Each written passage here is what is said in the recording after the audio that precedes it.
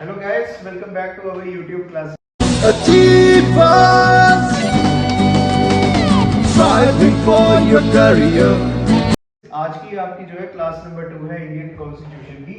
अगर आपको याद होगा क्लास नंबर 1 में मैं आपको हिस्ट्री ऑफ द कॉन्स्टिट्यूशन करा रहा था और जहां तक मेरे को याद है हमने लास्ट में किया था सीट्स। जो हमारे इंडिया में उस समय सीट्स डिवाइड की गई थी पूरे इंडिया में, और आपको याद है 389 सीट्स थी, जिसमें हमारा 296 था ब्रिटिश इंडिया का पार्ट और 93 सीट्स थी हमारी प्रिंसली स्टेट्स की। प्रिंसली स्टेट्स को चॉइस दी गई थी कि आप क्या कीजिए, अपनी में से कोई भी पर्सनालिटी को आप वहां पे भेज सकते हो, इलेक्शंस के थ्रू आपको भेजने की जरूरत नहीं है। तो जो भी इलेक्शंस हुए हमारे इंडिया में ये 296 सीट्स के ऊपर हुए। अब बात करते हैं रिजल्ट के बारे में, जब इलेक्शंस हुए और रिजल्ट इसका क्या आया। और एक और चीज, जो हमारा इलेक्शंस हुए थे ये हुए थे जुलाई से लेकर मई महीने के बीच में, और जो रिजल्ट है हमारा ये इसमें सबसे ज्यादा सीट्स जो है किसकी आई थी, हमारी इंडियन नेशनल कांग्रेस की, और ये कितनी थी 208 सीट्स। ठीक है। सेकंड नंबर पे जो थी वो थी हमारी मुस्लिम लीग। मुस्लिम लीग की जो है कितनी सीट्स आई थी, वो थी 75 सीट्स। और लास्ट में हमारी जो थर्ड आती है वो एक कोई पॉलिटिकल पार्टी नहीं आएंगी, यहाँ पर आएंगे इंडिपेंडेंट, या आप जिनको क्या कह सकते हो अदर्स। इनकी सीट्स थी 50। ठीक है। ये अदर्स का मतलब होता है कोई ऐसे लोग जिन्होंने किसी पॉलिटिकल पार्टी के अंडर रह के काम नहीं किया हो, किसी पॉलिटिकल पार्टी के अंडर इलेक्शंस में पार्ट नहीं लिया, ये खुद अपने बलबूते पे ये है जो है सीट्स जीते थे। जैसे अभी इलेक्शंस हुए हैं, बड़े ऐसे लोग हैं जो इंडिपेंडेंट कैंडिडेट के रूप में जो है जीते हैं। जैसे श्रीनगर की मैं बात करता हूँ, वहां पर एक सीट जो है इंजीनियर राशिद नाम करके है, जिन्होंने किसी पॉलिटिकल पार्टी के अंडर रह के इलेक्शन नहीं लड़े, और वहां के जो सबसे बड़े दिग्गज जो है एनसी के लीडर उमर अब्दुल्ला, उनको तक जो है उन्होंने हराया। अब एक और चीज मैं बता दूं, ये मुस्लिम लीग जो है ना, इसका नाम आपको सुना ही होगा, आपने इंडियन हिस्ट्री में 9th की 10th की हिस्ट्री में आपने सुना होगा। मुस्लिम लीग उस समय, ये जो 1946 का टाइम पीरियड है ना, उस समय हमारे इंडिया में पाकिस्तान के लिए काम कर रहे थे।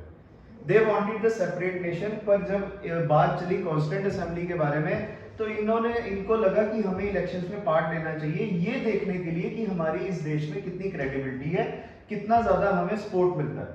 सपोर्ट देख लीजिए, कहां पर 208 सीट्स और कहां पर हमारी मुस्लिम लीग की 75 सीट्स। इसके बाद मुस्लिम लीग ने पूरी तरह से बॉयकॉट कर दिया था।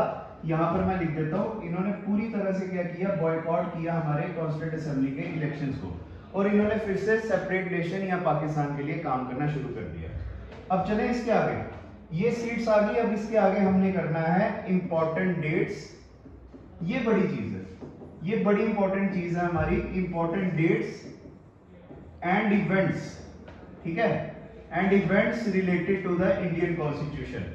एक चीज मैं आपको बता दूं, हमारा जो इंडियन कॉन्स्टिट्यूशन है ना, इसको बनने में 2 साल 11 महीने और क्या है 18 दिन लगे। 2 साल 11 महीने 18 दिन। वैसे तो हम जब आंसर देंगे, अगर आपसे कोई इंटरव्यू में पूछता है या ऐसे जनरली पूछता है कि आपकी कितने जो है कॉन्स्टिट्यूशन को टाइम लगा बनने में, वो आप रफली कहोगे 3 साल। पर अगर आपने एक्यूरेट आंसर देना है, वो हमारा 2 साल 11 महीने 18 दिन ही आएगा। अगर आप वहां पे 17 दिन भी कह देते हो ना, वो आपका आंसर गलत हो जाएगा। जो हमारा कॉन्स्टिट्यूशन बनने का फर्स्ट डे आता है, वो आता है 9 दिसंबर 1946, और जो लास्ट डेट है वो आती है हमारी 26 नवंबर 1949। इस 26 नवंबर को अगर आपको याद होगा, इस 26 नवंबर को हम डे ऑफ कॉन्स्टिट्यूशन भी कहते हैं या कॉन्स्टिट्यूशन डे भी कहते हैं। अब ये जो इतने 3 साल के जो पीरियड है ना, इसके बीच में हमने कुछ चीजें इंपॉर्टेंट की हैं, कुछ इंपॉर्टेंट डेज में हमने वही करना है। सबसे पहला डे कौन सा आता है हमारा, 9 दिसंबर ना।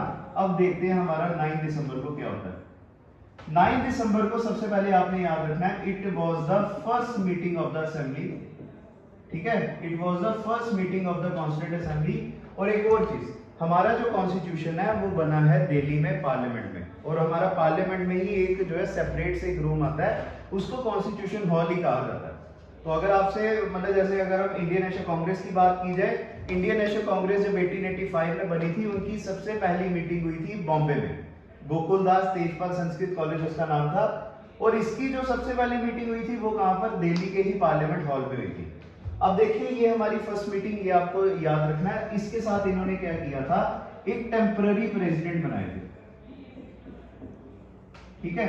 एक क्या इन्होंने किया था, एक टेम्पररी प्रेसिडेंट बनाए थे। अब देखिए इतना उस दिन क्या पता इनको टाइम लगा नहीं लगा, और ऊपर से इतने लोगों को एक तरह का उनकी सजेशन लेना एक दिन में नहीं होता।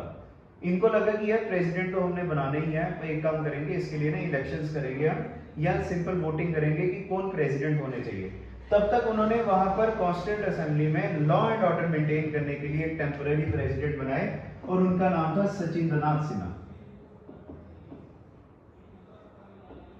ठीक है, या इनको आप एसएन सिन्हा भी कह सकते हो। Sachindranath Sinha was the first president of the constituent assembly, हमेशा आपने याद रखा है। And he was also the temporary president appointed by the constituent assembly itself to maintain law and order in the assembly, ठीक है। ये आ गई हमारी फर्स्ट डेट। अब चलिए नेक्स्ट डेट के ऊपर चलते हैं। दूसरी जो डेट आती है हमारी, वो आती है 11 दिसंबर 1946। वैसे तो ये देखा जाए सेकंड मीटिंग आती है असेंबली की, पर यहाँ पर आपने ये चीज याद नहीं रखनी है, इन्होंने अब हमारे यहाँ पर क्या किया, परमानेंट प्रेसिडेंट चुने, ठीक है। प्रेसिडेंट जैसे आपको पहले बताए थे एसएन सिन्हा, वो क्या थे, टेम्पररी थे ना। इन्होंने क्या किया, इसमें परमानेंट प्रेसिडेंट चुन लिए, और वो कौन से थे, हमारे डॉक्टर राजेंद्र प्रसाद, ठीक है। डॉक्टर राजेंद्र प्रसाद का तो आपको पता ना, he is the first president of the independent of India. जैसे हमारे फर्स्ट प्राइम मिनिस्टर कौन है, डॉक्टर जवाहरलाल नेहरू, ये हर किसी को, बच्चे को पता है। डॉक्टर राजेंद्र प्रसाद हमारे फर्स्ट प्रेसिडेंट थे, ये भी हर किसी को पता है। अब अगर आपसे कोई ये पूछे भाई रीजन बताओ क्यों डॉक्टर राजेंद्र प्रसाद ही पहले प्रेसिडेंट बने, और एक और चीज बता दो, पंडित जवाहरलाल नेहरू पीएम बने इलेक्शंस के थ्रू। जब हमारे देश में जनरल इलेक्शंस हुए थे, उसके बाद कांग्रेस की मेजोरिटी आई थी, फिर उसके बाद वो पीएम बने थे। पर डॉक्टर राजेंद्र प्रसाद को चुनने के लिए प्रेसिडेंट को इलेक्शंस नहीं हुए थे, कॉन्स्टिट्यूंट असेंबली ने खुद उनको चुना था।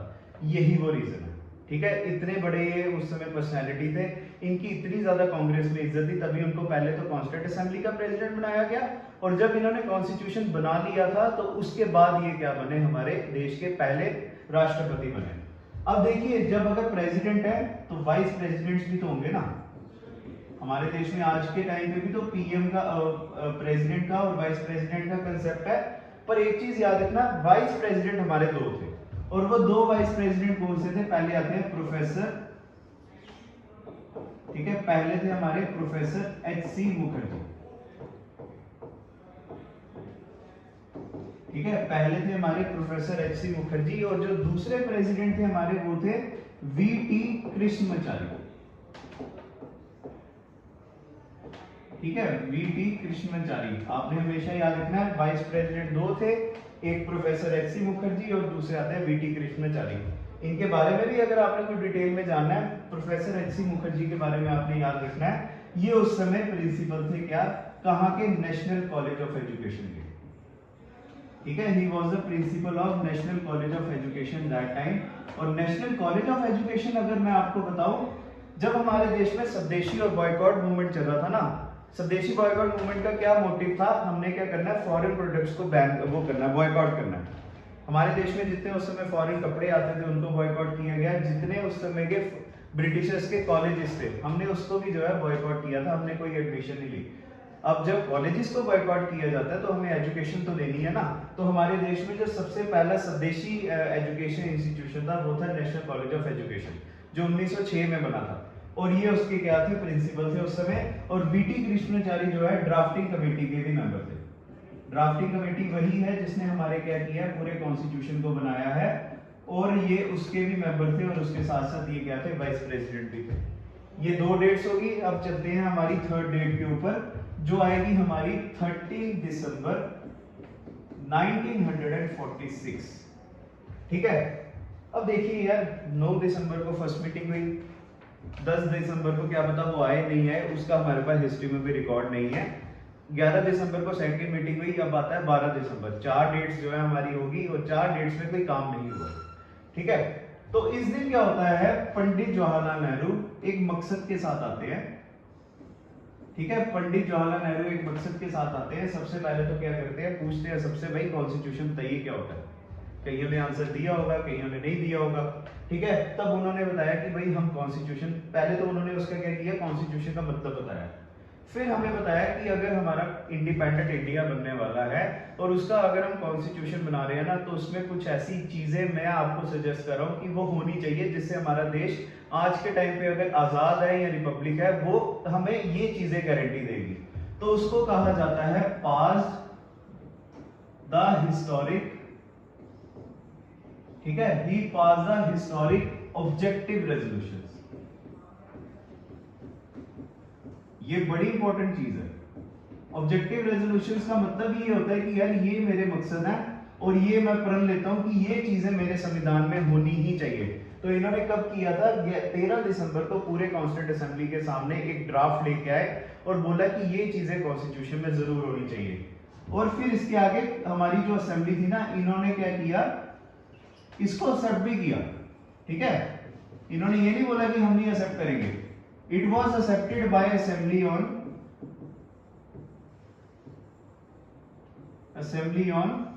22 जनवरी 1947, ठीक है। जो ऑब्जेक्टिव रेजोल्यूशंस पंडित जवाहरलाल नेहरू ने 13 दिसंबर को लाए थे, वो असेंबली ने कब एक्सेप्ट किए? 22 जनवरी 1947 को। चलिए हम नेक्स्ट डेट के ऊपर चलते हैं। ये डेट आपके लिए ना, दिल से आप इसको याद करोगे, बड़ी इंपॉर्टेंट डेट है, 22 जुलाई 1947। अगर आपको पता होगा 2 साल पहले हमारे देश में 75 इयर्स मनाए गए थे हमारी आजादी को, जिसको कहा गया था, ब्रांड किया गया था गवर्नमेंट ऑफ इंडिया के द्वारा आजादी का अमृत महोत्सव। ये तो हमें याद है, क्योंकि इसके ऊपर क्या हो रहा था, बड़ा ज्यादा पब्लिसिटी भी की जा रही थी, बीजेपी के द्वारा भी की जा रही थी, नेशनलिस्ट जो लोग थे वो भी कर रहे थे। पर एक और चीज हमने मनाई थी उस समय, वो था हर घर तिरंगा। ये याद है आपको? बीजेपी ने एक कैंपेन चलाया, बोला कि यार आप अपने घर में तिरंगा लगाओ और उसकी सेल्फी खींच के जो है करो, पोस्ट करो, तो हम आपको एक सर्टिफिकेट देंगे।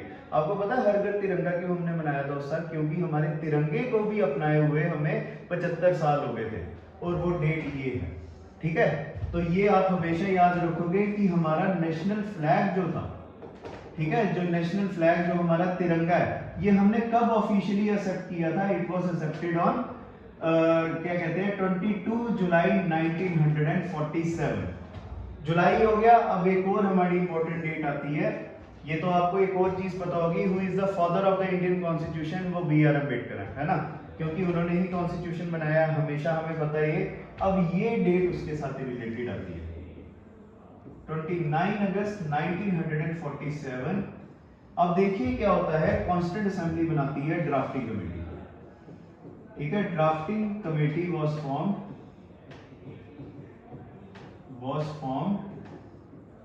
मैंने आपको पहले भी बताया, शायद वीडियो के स्टार्ट में बताया था कि ड्राफ्टिंग कमेटी वही थी जिसने क्या किया, पूरे कॉन्स्टिट्यूशन को ड्राफ्ट किया या लिखा है।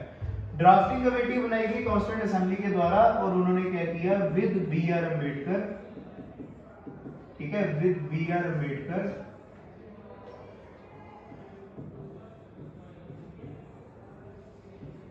As the head. Drafting committee के जो है हेड कौन थे? B.R. अम्बेडकर थे, और उसके साथ साथ 6 मेंबर्स होते, मतलब टोटल ये जो है 7 मेंबर्स की कमेटी थी, जिसमें B.R. अम्बेडकर चेयरमैन थे। और आपको एक और पर्सनैलिटी का मैंने नाम बताया हुआ है, प्रोफेसर वो जो V.T. कृष्णाचार्य। अब आपको एक और चीज मैंने बताई थी वीडियो में, जो हमारे 2 साल 11 महीने 18 दिन जो है क्या हुए हैं, कॉन्स्टिट्यूशन को बने हुए हैं। तो ये जो हमारे 2 साल 11 महीने 18 दिन होते हैं, ये हमने कब जो है खत्म किए, या कब हमारे पूरे होते हैं? वो होते हैं हमारे 26 नवंबर 1949। यहां तक ही हम आज करेंगे, क्योंकि नेक्स्ट वीडियो में मैंने आपको बताना है क्यों हमने 26 नवंबर 1949 को कॉन्स्टिट्यूशन क्यों नहीं हमने पूरे देश में। देखिए, जब हम रिपब्लिक डे के बारे में बात करते हैं, जब डिस्कशंस करते हैं, तो क्या कहा जाता है, इस दिन हमारा कॉन्स्टिट्यूशन लागू हुआ था। तब तो हमने रिपब्लिक डे को कॉन्स्टिट्यूशन एनफोर्समेंट डे की तरह मनाना चाहिए ना, हम उसको रिपब्लिक डे क्यों कहते हैं? तो ये आपके लिए एक सस्पेंस है, जो हम अब क्या करेंगे, नेक्स्ट वीडियो में डिस्क्लोज करेंगे। मैंने आपको बताया हमारा कॉन्स्टिट्यूशन बना 26 नवंबर को, तो यहाँ पर आप क्या कर सकते हो, कॉन्स्टिट्यूशन डे लिख सकते हो। पर देखिए यार, हमारे देश की इतनी बड़ी लड़ाई थी आजादी की, और आजादी हमारी कब पूरी हो रही थी? जब हमारा कॉन्स्टिट्यूशन बना। तो हमने, एक तो बात है कि 2 महीने वेट तो किया, पर एक चीज याद रखना, हमने कुछ इंडियन कॉन्स्टिट्यूशन के आर्टिकल्स ना 26 नवंबर 1949 को ही क्या कर दिए थे, पूरे देश में अप्लाई कर दिए थे। देखिए अब जब हम लोगों को न्यूज देते कि आपका कॉन्स्टिट्यूशन बन गया, तो लोगों ने पूछना था ना, भाई बताइए फिर अगर बन गया तो क्यों हमारे देश के ऊपर अभी तक लागू नहीं हुआ है। तभी हमने क्या किया, कुछ आर्टिकल्स हमने होल्ड में रखे और कुछ आर्टिकल्स हमारे देश में एनफोर्स कर दिए उस दिन। और वो कौन कौन से आते हैं, आर्टिकल नंबर 5, 6, 7, 8, 9, 11, 15, ठीक है। फिर 366, 369, 387 एंड 389, ये कुछ आर्टिकल्स थे जो हमने क्या किए उस दिन, जिस दिन कॉन्स्टिट्यूशन लागू हुआ था उस दिन लगाए। और बाकी कॉन्स्टिट्यूशन के जितने आर्टिकल्स बचे थे, जैसे 1 से लेकर 4 तक, या उसके आगे 5, 6, 7, 8, 9, 10, 11 तो यहाँ पर था, 12, 13, 14, 15 यहाँ पर था। तो कुछ आर्टिकल्स हमने क्या किए, बाकी दिन क्या किए, और कौन से दिन को हमने लागू किए थे, 26 जन 1950 को। तो जैसा मैंने आपको बोला, कुछ हमारी चीजें अभी सस्पेंस में है और कुछ हमारे बड़ी इंपॉर्टेंट चीजें बची हुई है, वो हम जो हमारी थर्ड वीडियो या फाइनल वीडियो होगी वहां पर हम इसको कंप्लीट करेंगे। और मैं 100% गारंटी देता हूँ आपको बड़ी इंटरेस्टिंग, बड़ी अमेजिंग और बड़ी नई नई चीजें जो है याद करने को मिलेंगी। ठीक है, तो आज हम वीडियो को यहीं पर अपनी जो है इस क्लास को क्लोज करते हैं। नेक्स्ट वीडियो में आपके साथ मिलते हैं। तो thanks a lot guys, God bless you.